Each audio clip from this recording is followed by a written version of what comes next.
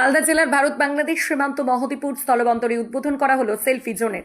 Mohadipur CNF এর উদ্যোগে প্রায় 2 লক্ষ টাকা ব্যয়ে এই সেলফি জোনের উদ্বোধন করা হয়। এই ফিতে কেটে এই সেলফি জোনের উদ্বোধন করেন মালদা জেলা পরিষদের সভাধিপতি লিপিকা বর্মন ঘোষ ও মহদীপুর সিএনএফ এর সম্পাদক প্রসেনজিৎ ঘোষ। এছাড়া উদ্বোধনী অনুষ্ঠানে উপস্থিত ছিলেন মালদা জেলা তৃণমূল কংগ্রেসের কাউন্সিলর তথা চেয়ারপারসন চৈতালি ঘোষ সরকার, কাউন্সিলর সুজিত সাহা সহ জনপ্রতিনিধিরা। এ বিষয়ে সিএনএফ এর সম্পাদক প্রসেনজিৎ ঘোষ জানান, এই সেলফি জোনে এপার বাংলা ও ওপার বাংলা মানুষ এসে নিজেদের সেলফি তুলতে পারবে বলে আশাবাদী। সীমান্তের সৌন্দর্যায়নের লক্ষ্যে এই সেলফি জোনের উদ্বোধন করা হলো।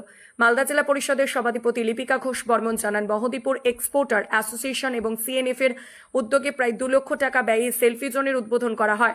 এই সেলফি জোন মহদীপুর সীমান্তের জন্য এবং যেহেতু ঐতিহাসিক কেন্দ্র গৌড় রয়েছে তাই সৌন্দর্যায়ন করা হলো। মানুষ এখানে আসবে এবং আগামীতে এই সীমান্ত এলাকায় জেলা পরিষদের ও সিএনএফ এর পক্ষ থেকে আরো উন্নয়ন করা হবে বলে জানান তিনি।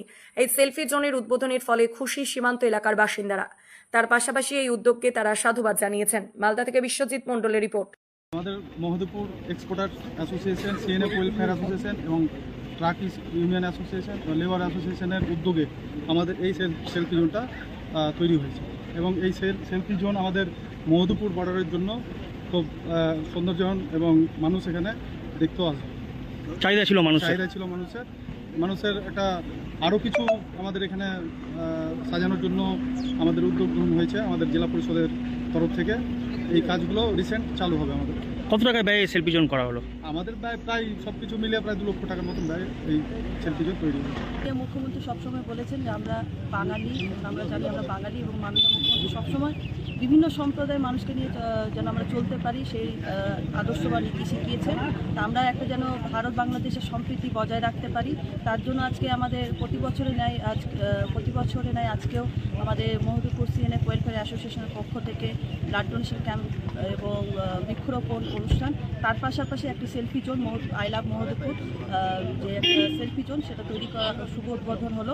এবং এই মহদীপুর সিএনএফ ওয়েলফেয়ার অ্যাসোসিয়েশন যে কর্মকর্তাগণ এখানে সকলে উপস্থিত ছিলেন, আমাদের মানিকচক বিধায়িকা থেকে আমাদের চৈতালি ঘোষ সরকার মহাশয়, চেয়ারম্যান, জেলা চেয়ারম্যান উপস্থিত ছিলেন। তো ওনারা সকলে এখানে উপস্থিত ছিলেন এবং আজকে যে সুন্দর এই উদ্যোগ, কারণ মহদীপুর সিএনএফ ওয়েলফেয়ার অ্যাসোসিয়েশন শুধু আজকে নয়, এনারা বিভিন্ন ধরনের সামাজিক সেবামূলক কাজ করে থাকেন। করোনাকালে ওনাদের দুস্থ ব্যক্তিদের পাশে দাঁড়াতে দেখা গিয়েছে।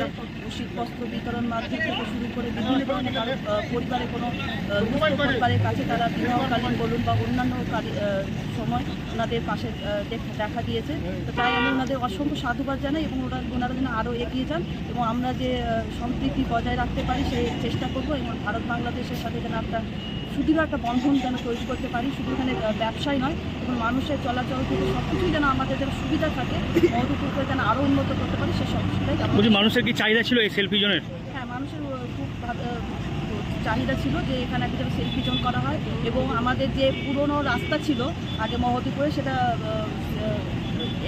বাংলাদেশ চেকপোস্ট বর্ডারের কাছ দিয়ে যেত, কিন্তু এই রাস্তাটা এখন নতুন করা হয়েছে।